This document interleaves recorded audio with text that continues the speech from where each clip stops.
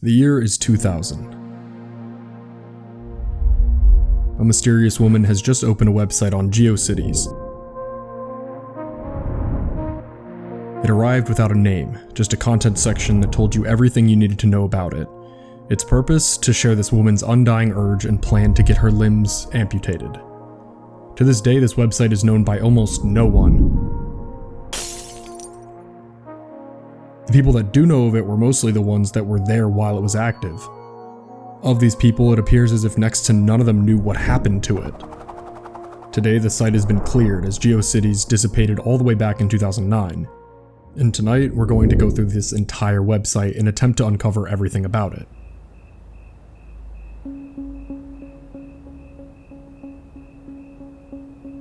With this website in question no longer existing, there was only one way to find it, that of course being the Wayback Machine.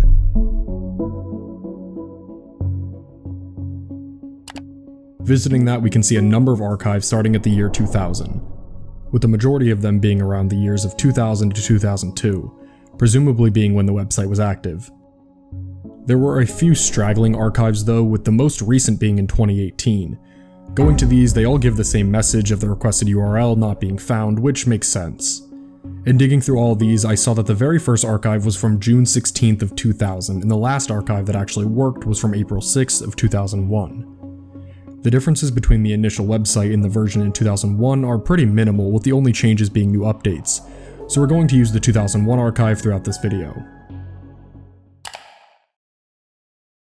When we finally see the site, we're greeted by that list of contents that fill up the entire website. The first one is titled, About me, Carol. I am soon to become a real DBE amputee. Hi, my name is Carol, and I'm a 21-year-old college student studying to become a teacher of exceptional disabled children. I'm a high myope, and I wear glasses with thick plastic lenses. Although I used to wear contact lenses at times, I've decided to give them up altogether in favor of my glasses. I'm also a bona fide DBE, double below elbow, amputee wannabe. Yes, that means I really do want to have both my hands and both of my wrists amputated about 8 inches below my elbows. It was only recently that I have finally come to fully understand the extent of my desire to become a real DBE amputee. When I was 3 years old, I met a young man who was completely missing all 4 of his fingers on his right hand. Ever since that time, I have been absolutely fascinated by amputees, most especially women amputees who are missing their hands or their arms and who wear hook prostheses.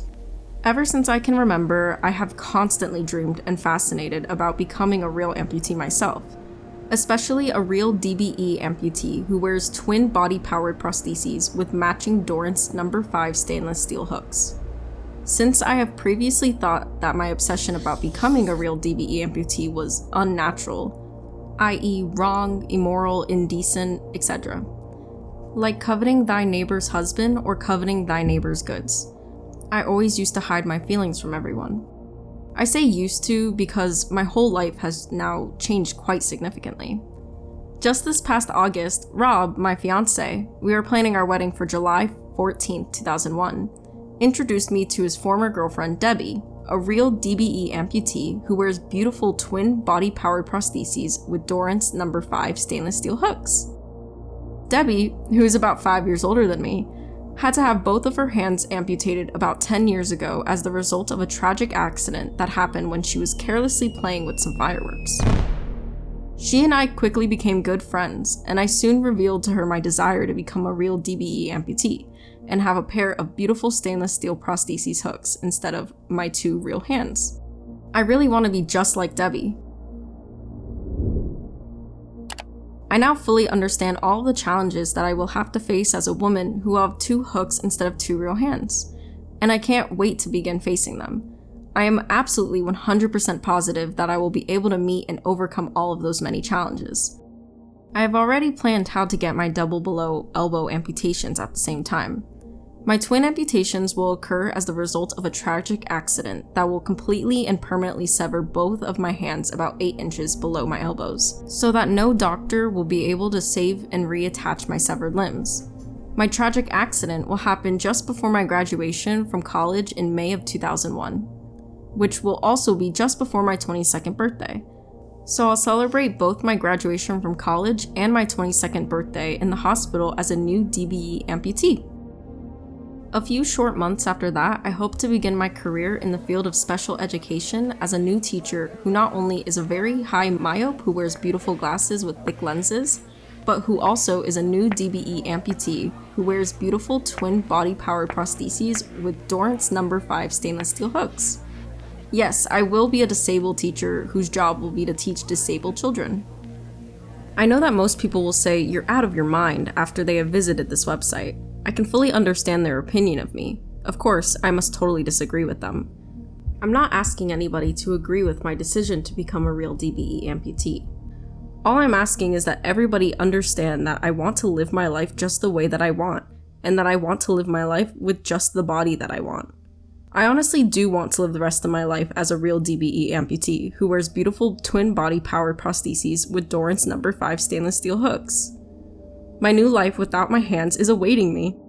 Sincerely, Carol, soon to be a real DBE amputee. P.S. It's only about 60 days until I should become a real DBE amputee, and it's only about 120 days until I should be able to start wearing my beautiful twin body powered prostheses with Dorrance No. 5 stainless steel hooks. I can hardly wait.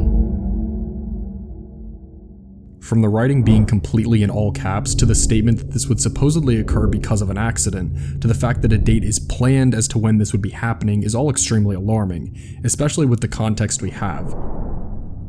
How would this accident occur? Well, let's see if the rest of the site can provide that answer. The following section is entitled, When my wish to become a real DBE amputee comes true. And inside it, this is stated. When my wish comes true, I will finally be a very happy DBE amputee wearing twin prostheses with Dorrance No. 5 stainless steel hooks, just like Pam, Melanie, Blanche, Mary, Denise, and Cynthia. I want hooks, not hands, just like Melanie Ben. I want hooks for hands, just like Blanche Shapiro. Unfortunately, this archived site doesn't show any of the images on the site anymore, but through some of the later sections, it's clear that these were all celebrities and athletes that were amputated.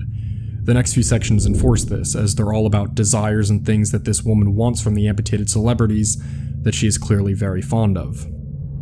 There are quite a few of these, all being the same thing, with those statements to go along with presumably a picture of these people that we can't see anymore, except for the Cynthia Dussel-Bacon post, which we cannot see at all. After all these, we finally reached our next write-up, this section being called Becoming a Real DBE Amputee.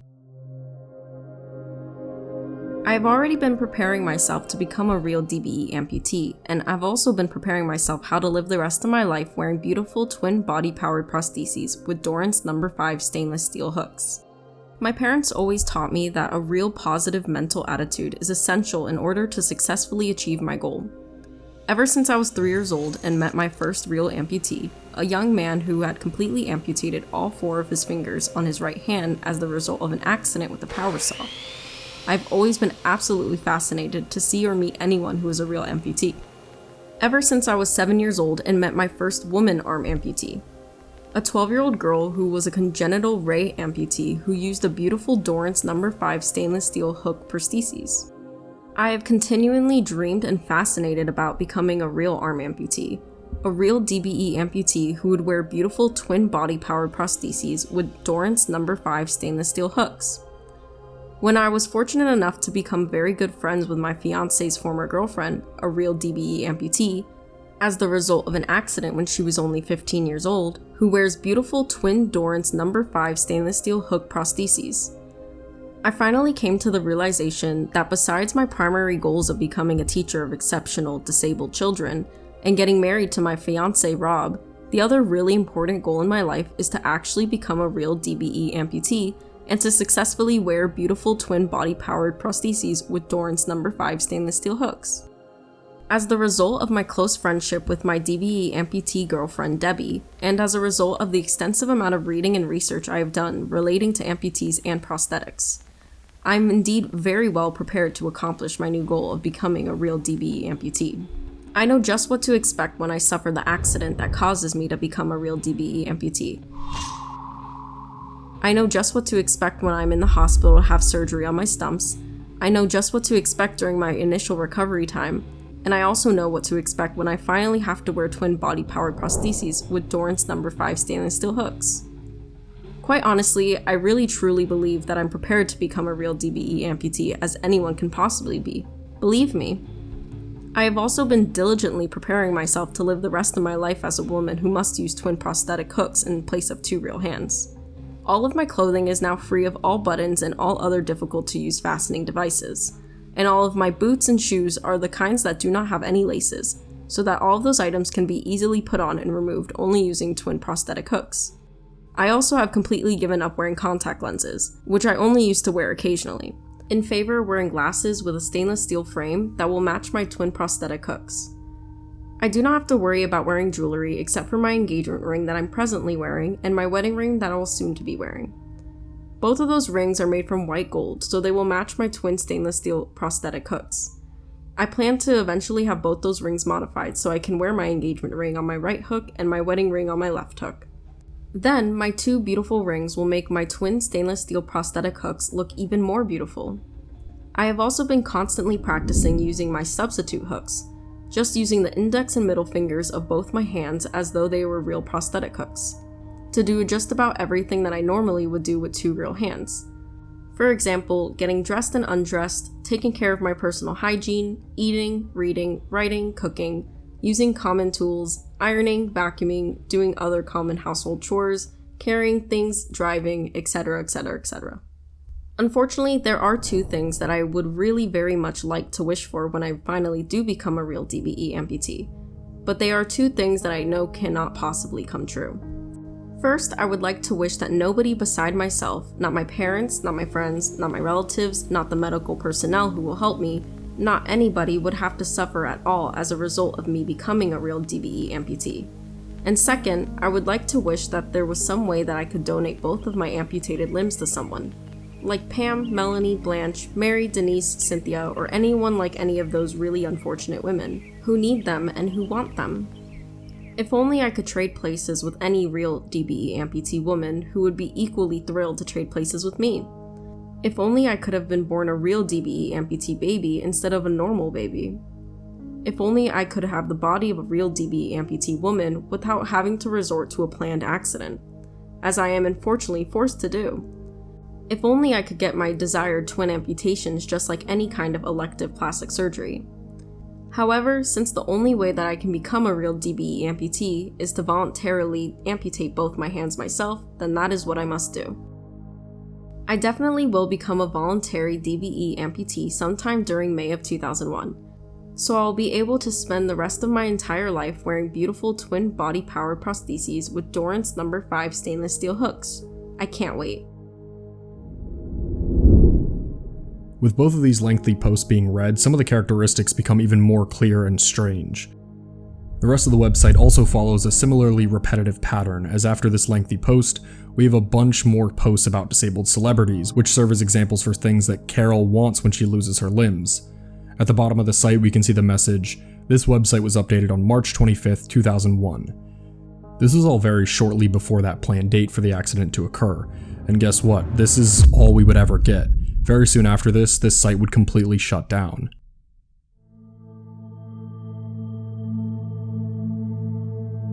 At this point, we were left in the dark about as much as the people who were there that saw this site when it was active. Why did this site disappear? Did she go through with the amputation? Where is she today? Is she even alive? Honestly, my first idea on how to begin this search was to look up one of the many repeated phrases she kept using throughout her posts. I thought that I'd either find what she was talking about or I'd find people talking about these posts.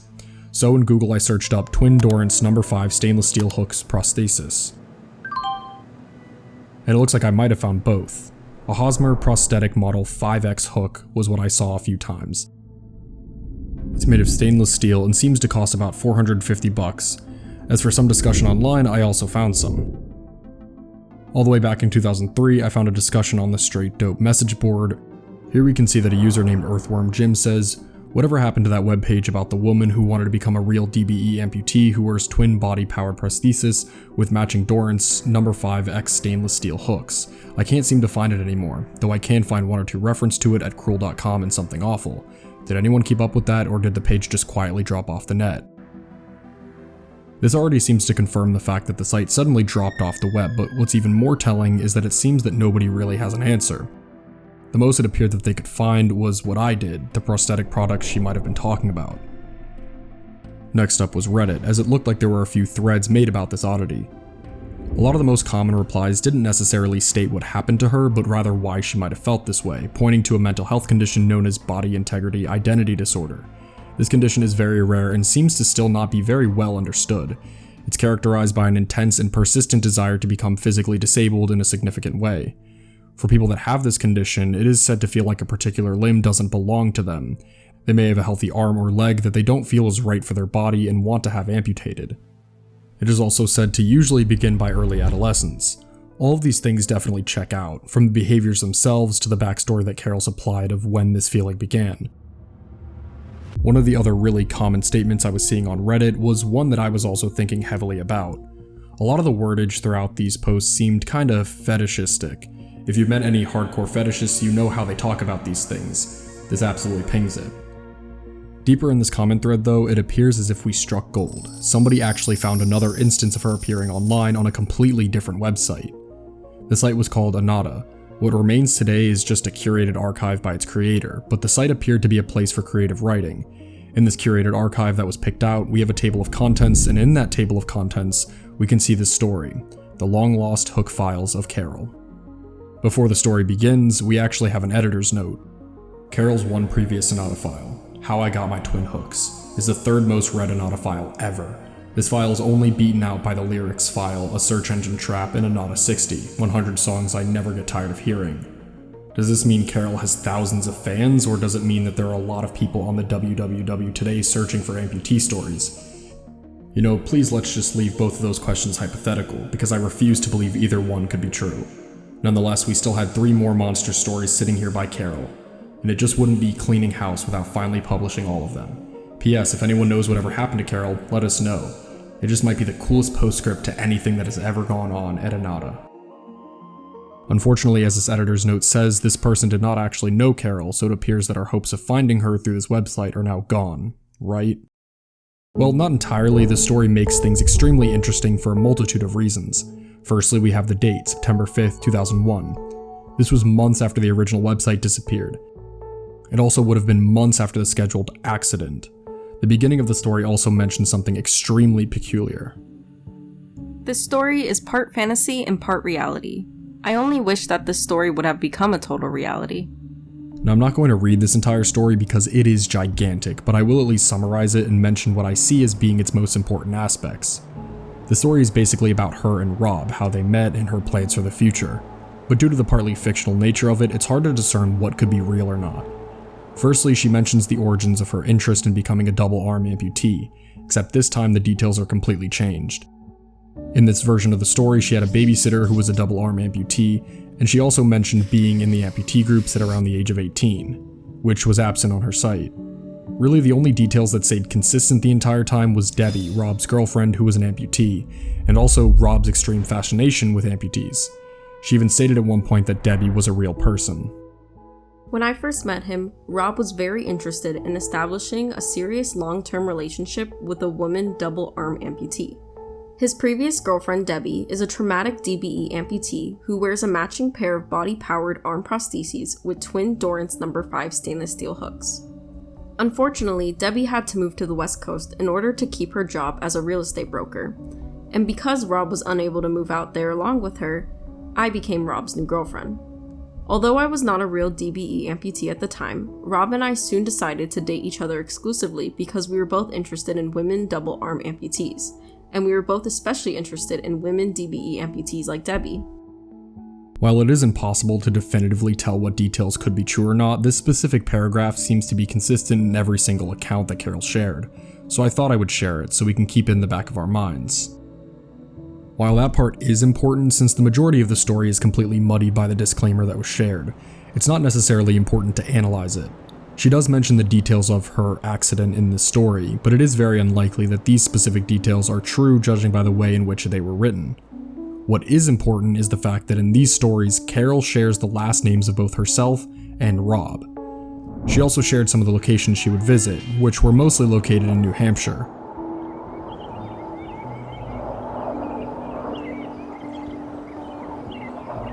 With one being just barely across the border in Massachusetts.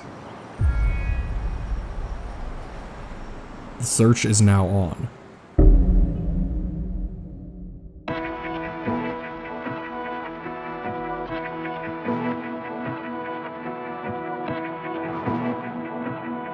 My first step was to simply search this full name of Carol on Google, and we got a few results.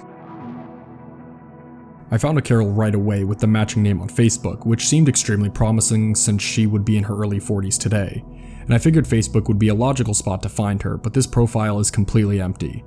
There's no about section, no profile picture, no age, so while it seemed extremely promising, I wanted to see if I could find something a little more definitive. I found a number of Carols matching her name on LinkedIn, but again, there was no possible way to prove anything at all with the results I got. Soon after this, I actually found a matching Carol who died in 2007. Since she seemed to be quite active online, could this explain why she seemed to have disappeared? Maybe. After this, I found the White Pages website, which I then figured could definitively help us here by possibly providing some more specifics about possible matching Carols. In searching her name there were 9 matching Carols.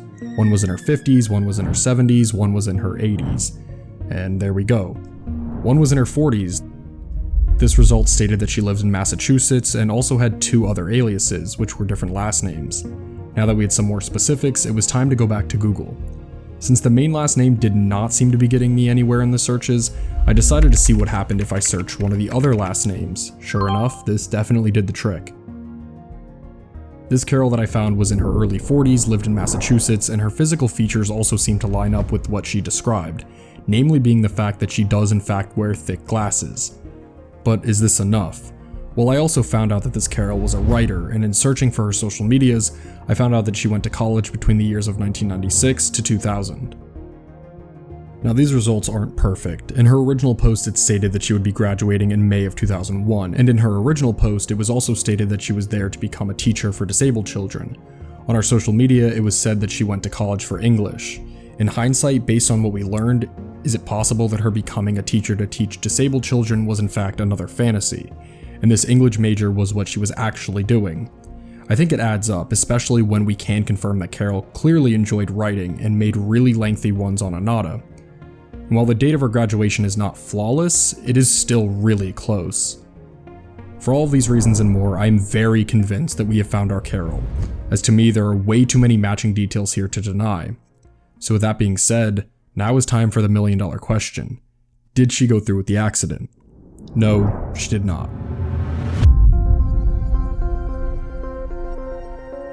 As for Rob, searching for him through this method proved to be basically impossible.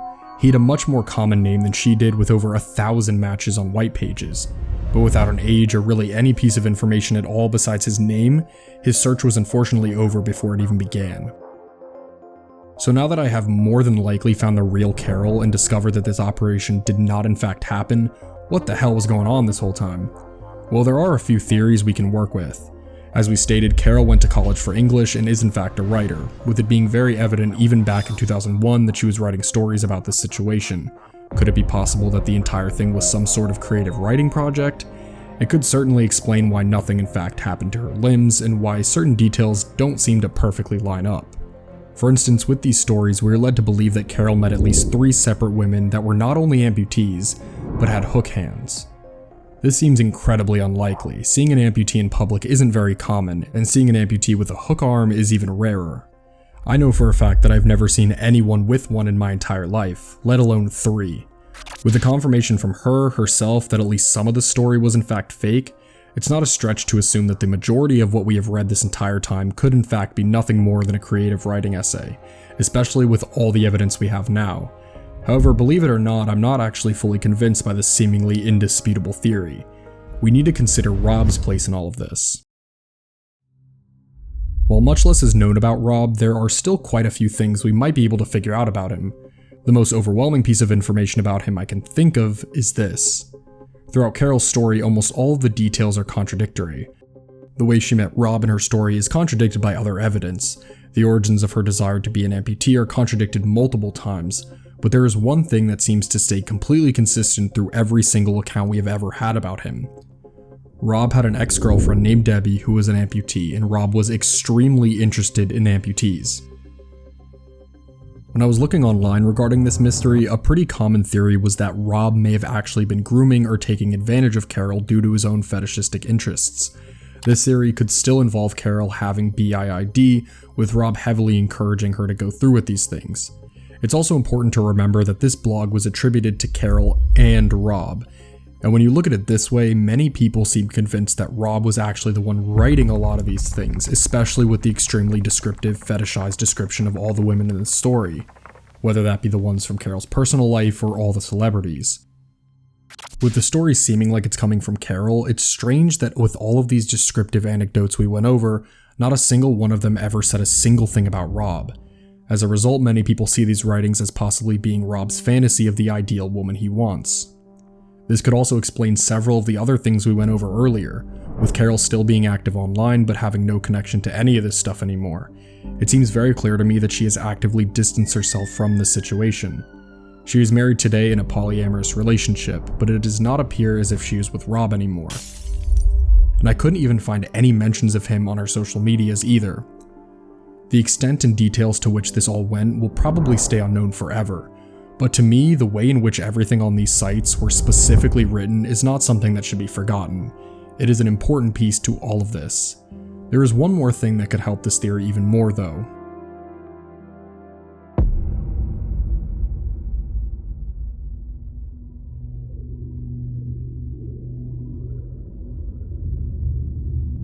As we have gone over, Carol has distanced herself from all of this for many years. She is a writer, but she does not write about this stuff at all. But on Reddit, somebody found a blogger page from as recent as 2017 that has eerily similar writing to these old posts. The blog is called Hook Lovers, and almost every single post shows women with hook arms, and the poster's self-admitted attraction to these women. The blog goes as far back as 2005 and was touched as recently as 2017. In the 2017 post in particular, a post was made saying, "Everything you ever wanted to know about body-powered prostheses." There was also a story posted that was extremely sexual from the perspective of an amputated woman, which I can't share here. The owner of this blog is named RJ, but there aren't any details about him at all. Could this be Rob? There's no way to really prove this, but due to how similar the writing gets as well as the post in general, it really makes me wonder.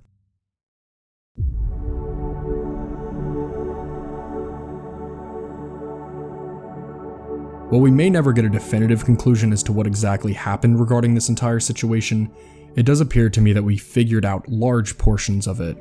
Carol was a real person, Rob was a real person, but thankfully Carol did not go through with the operation. The specifics regarding the writings may always be a mystery, but if the theory we mentioned was true, I'm glad these events aren't happening anymore. For Carol, this past she was entangled with seemed complex, complicated, and well, horrifying. So after learning everything, it's very relieving that she seemed to have escaped that. When people talk about the internet being a home for all types of content and people, a tale like this serves as one of the best examples of this possible. And while it may be off-putting, even disturbing, these are real people. People that could be your coworkers, your neighbors, and that to me is what I find the most interesting of all. Thank you guys so much for watching. If you liked this video, make sure to like this video and subscribe. If you like the channel, make sure to check out our social medias in the description below. Recently, I've been streaming video games on this channel, so definitely stop by and say hi. Make sure to stop by our Discord, it really is the best place to chat with us and hang with fellow Debunk enthusiasts. Of course, if you'd like to support the channel a little bit more, please head over to our Patreon, Debunk Plus. Only $1 a month and you guys get access to videos early, script PDFs, whatever random stuff we decide to put up, and more. As always, my name is Sep from Debunk File. See you guys next time. Bye.